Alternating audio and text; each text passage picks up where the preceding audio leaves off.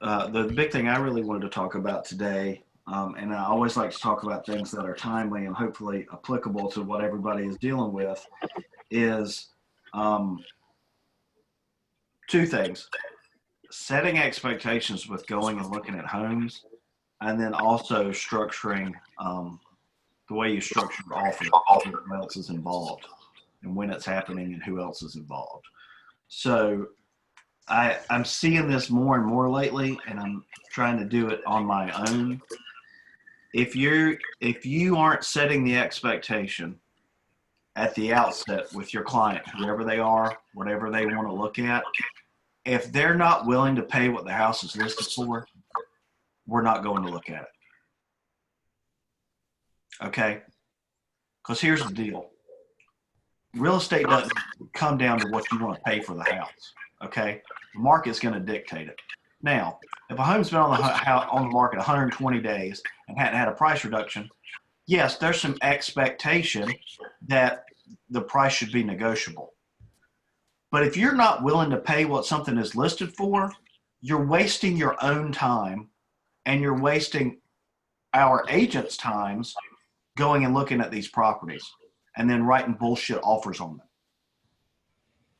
And the only people that are going to tell these people that they need to fix their expectations are you.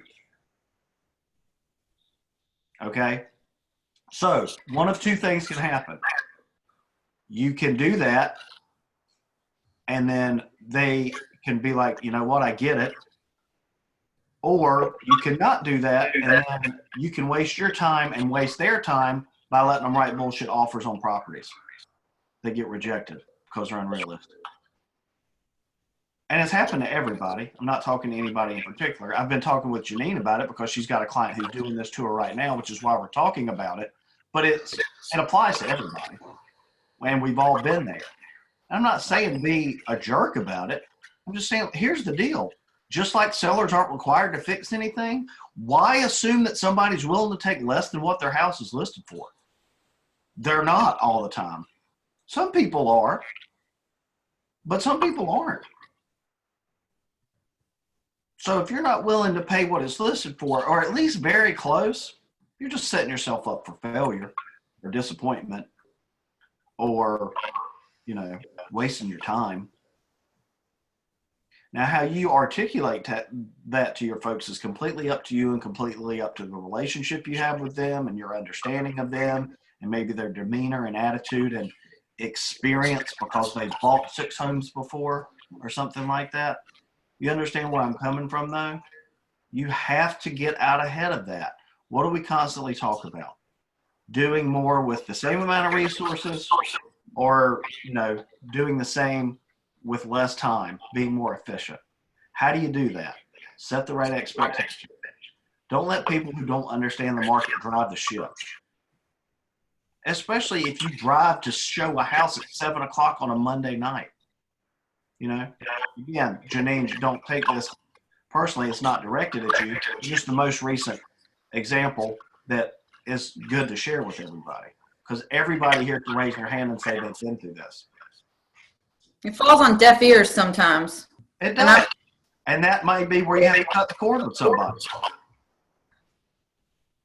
Because if you say you want my help and then you don't listen to my advice, well, I can't do anything for you. And all we're doing is wasting each other's time.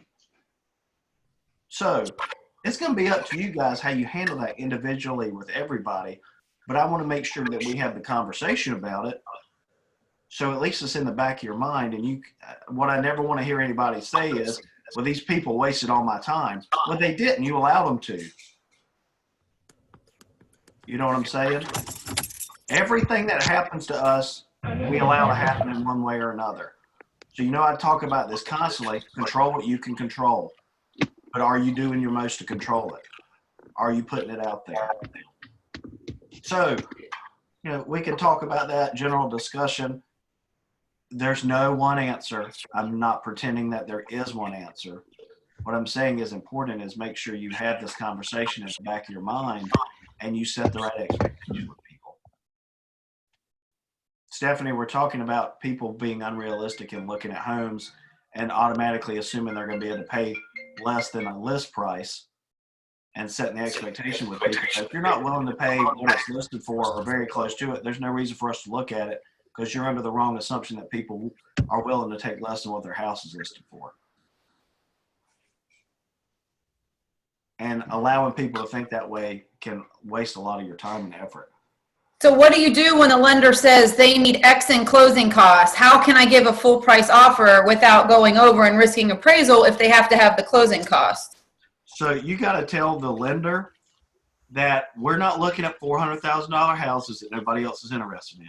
We're looking at a $115,000 house that's been on the market for 1 day and has multiple offers. They are not getting closing costs. It is not going to happen.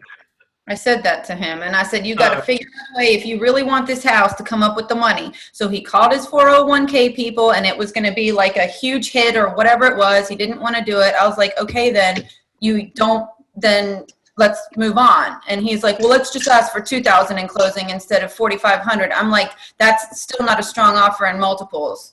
Where's the rest of it coming from? If he has that, where's the rest coming from? Yeah, exactly. I'm like, so what's the difference in $1,000? Also, make sure that you're articulating to people what a couple $1,000s in an offer actually looks like. Right. I mean, I know it sounds like a lot, and I'm not trying to downplay anybody's money, but if you're talking about $500 for every $100,000 you borrow in principal and interest, then what is that for $10,000? $50. What is that for $5,000? $25. Is it worth you being that cheap and losing a house over $25 a month? Because that's what it really comes down to. Me and Adam had this Sorry. Go ahead.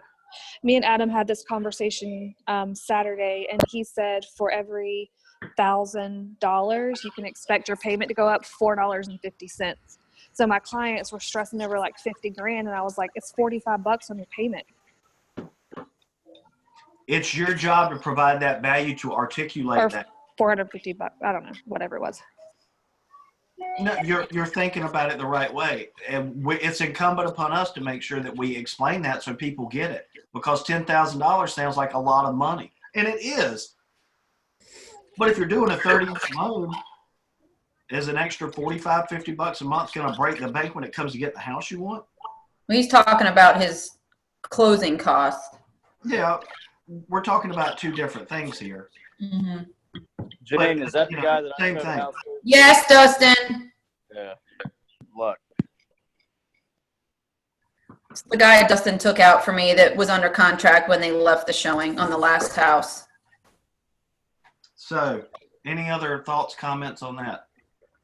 I have one. It doesn't have to do with the closing costs, but I had a client that wanted to negotiate, which we all have had, I'm sure, on new construction, and it was very beneficial. And I always try to take a CMA with me when I go, and I just showed him, look, this is every house in this neighborhood that you know, if it was built in 2019. You can see this was the list price, this was the sold price, list, sold, list, sold. And I went down and I literally like highlighted and circled all of them. And I'm like, nobody got a deal. Nobody got $500 off. Nobody got, like, they're not doing that. And so then once he saw that, he was like, oh. And I'm like, yes. Like, so if you can, even if it's not new construction, but you do a CMA for somebody before you go, you can say, look, this is statistically in this neighborhood, the list price, it's going to sell for the list price. It's going to sell for over if it's at this price point, or, you know, wherever you're at, obviously. But that's for that. If you are looking at a house that you know someone is interested in and offer it, and you don't have a comp to show them right that immediately, you're doing yourself a disservice and you're wasting your time. You're missing out on the opportunity to say, here is the data. That's all that matters. My opinion doesn't matter. Their opinion doesn't matter. Also, 4 other people are here looking at the house right now. So that really doesn't matter. Right. So actually, none of this matters. None of this matters. I think that's a good point, and I don't know if it was mentioned already or not, but on every house that I go to visit, any tour I do, I always do a CMA beforehand, and if I have trouble with it, I usually ask Doug to help. But I always bring a CMA, because then when my clients go, well, you know, I want to offer $10,000 less or whatever, I'll be like, okay, look, you can do that, but here's the thing. This house, and this house all sold for this, and this was the price per square footage, and this is what this one's listed at, if you're going to offer 10,000 less, they're probably not going to take it because that doesn't match up to what's been sold. And it's a good way to head off that conversation, or at least set the expectation that, look, you may want to offer this, but that's way too low. And it's a way to say it without you telling them that what they're doing is stupid. Right. It's you putting it in a way that says, hey, I'm not doing this to hurt your feelings. I'm doing this because this is the facts, and I'm doing it to work in your best interest. So the house that you want, you're going to get it, but at a price that makes sense. Right. 100%. 100%. I think that helps with a lot of setting of expectations and things, especially like on the first meeting. Like I know the folks who I have a closing with in like 8 days, when they signed the buyer agency agreement, like the first night, he was like, listen, he's like, the reason why we're signing with you is because you gave us everything up front. It's like, you told us everything we need to know about each house. So it's so important to set the right expectations and take the time to do it. That's the value that you provide. Anybody can unlock a door and say, hey, you like those countertops? That's not what we do. You know. Hey, Doug, jump it off. Got to go to class, Yeah. get educated. Hey, have fun, guys. Me too. Learn stuff. Bye. Bye. Doug, can I play devil's advocate for a second? Absolutely.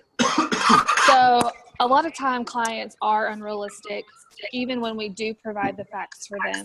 Yep. And I feel like sometimes the best thing we can do is just like mine when I got under contract the other day.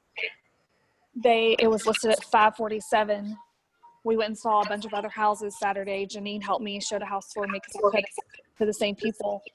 And I just feel like they saw the value in the house that they came to buy because we saw the other ones. It was listed at $547, and the other ones on the same side of the road, just a few houses down, were like $600, $650.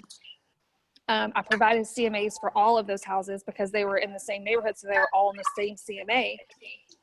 And they still wanted to go in and offer $500. And I just told them, like, this is what it is. It's already listed at a great price. So just if we go in and we offer $500, you need to understand that they're either gonna be offended and not offer anything, and we're gonna have to go back with another offer and look stupid, or they're gonna come back with another price. But you need to understand that it's not gonna happen at $500. What they say. And they were like, that's totally fine. So I think just like, even whenever they do want to make ridiculous offers, if you set up expectations, letting them know, like, this is not going to fly, but you can expect the price to go up. You can expect you're going to pay more for this. I think sometimes that's received well too, if you just like let them know what's coming.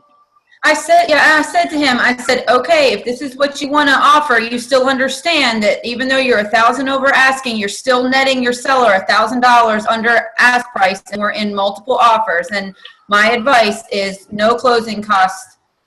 And he's like, no, let's just do it. I'm like, okay, so if this is your best, this is your one shot, understand that we might be searching again because you saw what happened last time. And it's like, I don't know. I would handle multiples a little different because I had a client yesterday who wanted to put an offer in on a house sight unseen in Landfall that was a short sale for $599. I did the CMA with her on the phone, and I said, look, all the houses that are alike in kind of this one in Landfall sell for $850. This is a short sale. There's going to be multiple offers. You're not going to get this house for anywhere near $600,000. And she was like, okay, well then we need to skip it. So I'm kind of like more blunt with multiples, and like, because I know that house is going to have a million offers. Because when I went to schedule a showing so I could take pictures for her, there was already 10 other showings scheduled on it. And I think that this guy is just like, oh, well, I think he's okay with not getting the house, but it's like he's talking out of both sides of his mouth, because he's like, well, I really like the last two houses and I've lost them so quickly and I'll go see it right now. I'm like, okay, well, if I leave my house right now at 7 o'clock after I just got out the shower, drive my kid and I 45 minutes in the dark to Wilmington to show you this house, you better be ready to put a good offer in tonight. I legit said that on the phone before I got there. And he said, yes, I'll put it. He's like, if I get there and there's nothing that I don't like about the house, I will be putting in an offer tonight. And I was like, okay. So then, of course, the list agent's there, and my client saw the other two. You guys know how the story goes. So, and then it's just like dicking around. And he doesn't want to get a home inspection because it was built in 2018, and he doesn't have all the liquid funds to be able to pay for stuff. And I'm like, okay, so if you take it as is, that's fine too. I mean, now maybe I should have written that on the offer. Tell him you can pay his inspection at closing. Well, yeah. Here's the thing. So I think. Just hold on a second, Charles. In a situation like this, we're already setting up for the next house that we're going to talk about. I know. And the conversation you have to say is, all right, twice I've told you how this is going to play out, and that's how it's played out. We're not going to continue to write these offers that we know are not going to get accepted because I can't help you if you're not going to follow my guidance. And that's where it comes down to, am I going to be willing to spin my wheels and waste my time with people who I ultimately can't help? Only you, all of you, can answer that question specifically with clients like that. What I'm trying to do is give you the tools to have the conversation to either get it done or get out of it. And then when they say something like, well, when I get my tax return back, I can look at, higher, different bracket houses. So let's stop looking at houses until you get Exactly. So I'm going to tell him, I'm going to say, listen, highest and best by 5 o'clock today, we'll make the additional provisions and change the DD or whatever if you know that you're not going to get a house inspection. But if we don't get this house, I'm not taking you back out until you get your tax return and you can up your budget. Yeah, because you don't have any money for closing costs and you're not going to get it at this budget. It's like I hate to be like that, but it's like I'm not making a shit ton of money on all the time that I've spent. Andrew's like, what are you at, like 50 cents an hour right now with this guy? So, that's, why we talk about the expectations. You got to set them and then you got to hold them to them. Yeah. And when something happens that you told somebody was going to happen, you got to remind them in the nicest way possible. But remember how I said how this is going to play out? And that's exactly how it played out. Do you believe me now? What Doug said. You said you wanted a realtor to help you because you needed some guidance. I'm giving you guidance. You're not following it. I can't keep doing this. I need you to trust me or we both can move on. And if you don't have the money, let's not buy a house right now. If you don't have the money for closing costs, and if you don't have the money and you're not comfortable at your 401k or whatever the case may be, then you need to just put this to bed and not buy a house. Look at houses that have been on the market for several weeks. Right? I'm done. Sorry. I'm ready to just honestly be done with this clown. Well, I hope that's helpful for everybody. The other thing to talk about, and not to belabor the point, but just for everybody's general reference, is when we're, talking about writing offers for multiple offers, forget closing costs. Your due diligence better be significant. $1,000. I'm just being honest with you, multiple offers. Would any of you advise your seller to accept $250 or $500 on a multiple offer situation one day on the market? No. So you got to explain how sellers and their agents think when you're telling your buyer how to write the offer so they're prepared. It's not like you're just pulling it out of thin air. Say, this is what we're dealing with on the other side. Okay. We're looking at all offers that are going to be at or over asking price. We're looking at 4-figure due diligence because they know they can get it. They need some assurance. It's one day on the market. I'm not going to take it off the market for a couple of $100 when they got a handful of other offers. Earnest money is pretty much useless in a multiple offer situation. Just put all the money on due diligence. If you got to be able to accept the risk, if you want them to accept the risk of your offer, it's a risk for the seller too. You have to make it worth their while.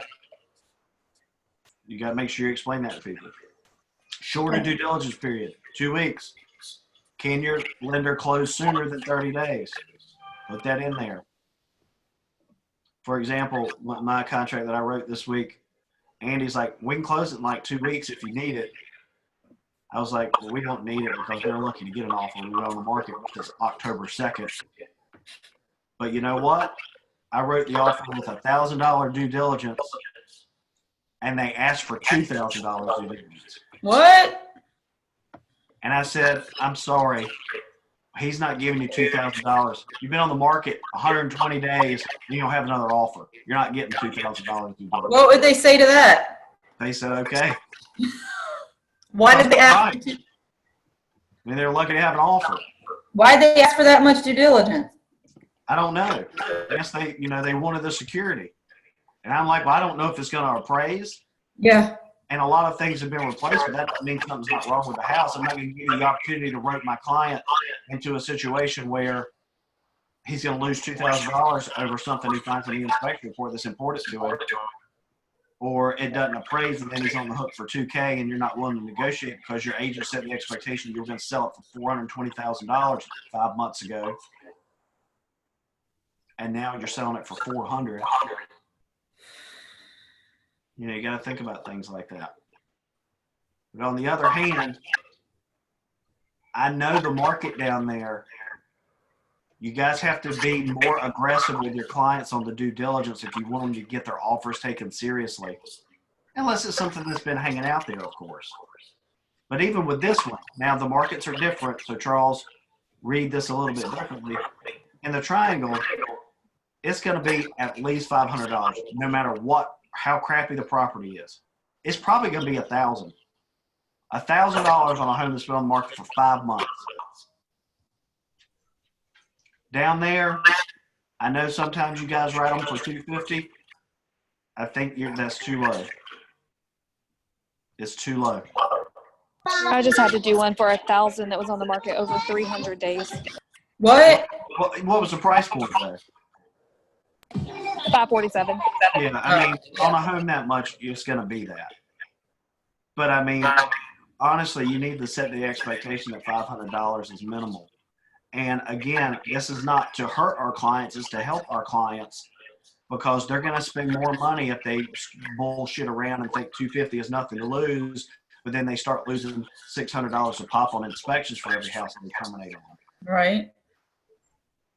There has to be an investment on their part so they take this seriously. That's looking out for your clients. Yeah, and I mean, representing sellers down here, I mean, I always advise my seller $500 for due diligence. If somebody offers us $200, $300, I always tell them counter back at least $500. I mean, Yeah. the price point. The last couple were like lower price, but yeah. I mean, Are you guys finding as sellers that your buyers are putting in crap due diligence? Like, I've honestly never submitted an offer under 500 due diligence, but Nate, the offer he just got was no due diligence initially. In Jacksonville, that's very common. No due diligence and like 500 in earnest. really? it's Yes. common to get that, but I wouldn't accept it. Me either. But it's common to get no due diligence. It's Yeah. because agents are giving their clients bad advice. Yeah. You have to show the seller that you have some sort of skin in the game. Yeah. We're going to Hey, I do have this. a Take it seriously. question. Go ahead. If you have somebody who's under agency, but the agency expires while you're under contract, is that a problem? You're good, I think. No, it's okay as long as you're under agency when the contract is written. You don't have to be through closing. I learned that in post licensing. That's why I usually write them for 6 months to a year, depending on what their timeline looks like. Like if I know somebody's building, I'm going to write it for a year. Otherwise, I usually write it for 6 months. The only time I really do less than 6 months is if I know the people and I know I'm not going to have to worry about it, or if I get pushback. So I start less and then I'm like, we can extend it. 6 months should be a standard for me. That's an industry standard. It's fair. And if you lead with, this is why I usually do 6 months. You said you're going to be ready in a month. We're going to look for a month. You might change your mind and decide to build or something like that. It's all about the way you have the conversation with people. If you, in your mind, think that, wow, I'm asking for these folks for 6 months, that's too much, I'm hesitant to do it, then they're going to pick up on that, and it's going to make them ball. Mm-hmm. Standard on our team is 6 months. That more than covers us. If you're planning on building and you know that already, we're going to do a year just to make sure that we're covered through closing. I have a client that only gave me 3 months, but I'm his third agent, so You might not want more than 3 months. that's exactly what I thought. He said 1 month, and I said no, I have to have at least 3. Yeah. So again, Wow. none of these are, nothing we discuss is black and white, right? There's Right. always gray area. What I'm trying to do with these conversations is give you a better frame of reference to have a conversation with people, to provide more value for them, but also to make sure that you're maximizing your effort and your time, because that's really important to me that you're able to do that. And hopefully it's really important to you too. Doug, do you find that the clients or team, do you find that the clients with the lower price points are the ones that dick around a lot and Not waste a lot of your necessarily. time? No. No. It's all over the board. I mean, I've Yeah. had completely great clients at $800,000. I've had completely great clients at $80,000. And now what I'll tell you is it's usually people with a lower budget are the ones who want to negotiate more on a price. Yeah. And that's why you got to set the right expectations. Okay. And the other thing is they usually don't have experience doing this or as much. So they have these misconceptions that, oh, I'm going to get a deal. Yeah. The deal is they accept your offer and not somebody else's. That's the deal. Yeah. And you Oh, gotta Lord, there. because I guarantee you, and explain it to them, like reverse engineer it for them, like Dustin does with the whole date and the agency thing. If your home was listed for $200,000 and the comp said it's worth $2,000, would you accept an offer for $185,000? No. So why would these people? Yeah. Especially if it's been on the market for a week. Make sure you're taking the extra step to explain things to people and don't assume that they understand where you're coming from. We're teachers. We're also psychologists. We're also best friends. We're also, blood rivals sometimes because you have to stop them. We're marital counselors. We're babysitters. Yeah. We wear a lot of hats. Financial advisors. But we're in this to help people. So make sure that you're having conversations that get people to that point. We can't do that for each other. We can only help each other prep to do that. Yeah. You got to be prepared when you get in the moment to do it. That seems like a good place to wrap it up. Anybody have anything else? Big girl panties on. It's just about being in a mindset that, hey, you asked for help. I'm here to help. You got to understand that what I'm telling you. And I've been helping you for months. And I even got a letter that got your ass approved when you couldn't get approved when we first talked. So. Okie dokie. Bye, y'all. Everybody have a great day. And I'll be talking to some of you later. Bye-bye. Hey, Georgia Grace. Hi. Hope you have a great day. Bye. Bye. Bye. See you guys. Bye.